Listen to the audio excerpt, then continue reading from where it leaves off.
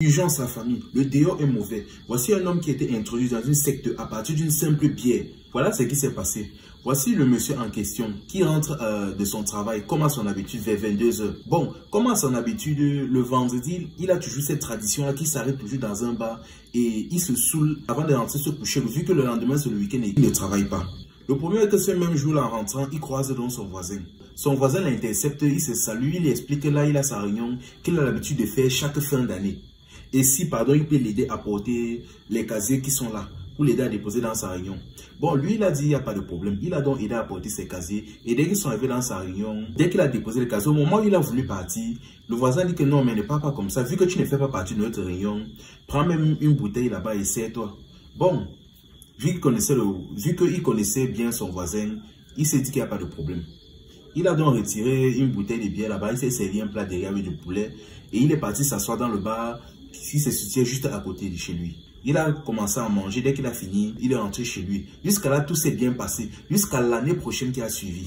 L'année prochaine, donc, comme à son habitude, toujours un vendredi, il décide de s'arrêter encore dans un bar pour boire avant de rentrer se coucher.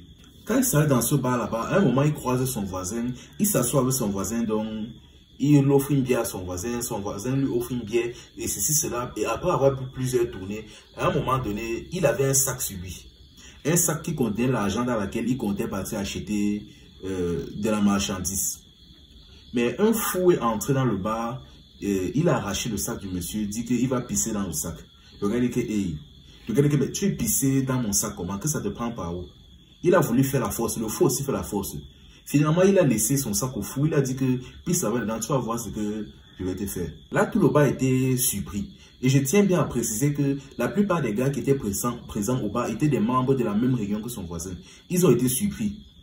Là, maintenant, un des membres s'est approché de son voisin et tous deux ont discuté avec le monsieur. Ils ont dit que, mais, je dis, nous tous ici, nous avons un animal dans notre ventre. Tu as même été initié. Comment tu peux dire ça à ce fou? Le gars dit que, hey, mais comment ça? Initié dans quoi? Non, mais quand tu lui as dit, si pisse dans le sac là, il va te voir. Tu parlais mystiquement. Il dit que non. Non, je ne parlais pas mystiquement. Moi, je me disais simplement que s'il pissait dans mon sac là, j'allais même le frapper là-bas. Il dit que, ah. Il dit que, mais attendez, vous avez dit que vous m'avez initié. Initié dans quoi? Il dit que, mais, voisin, tu ne l'as pas expliqué. Il n'est pas au courant. Il dit que oui. Tu te rappelles l'année dernière, quand j'étais offert une bière, tu es entré dans notre réunion. Tu as mangé notre nourriture, tu as bu une bière, non? En faisant ça, tu acceptais d'entrer dans notre loge.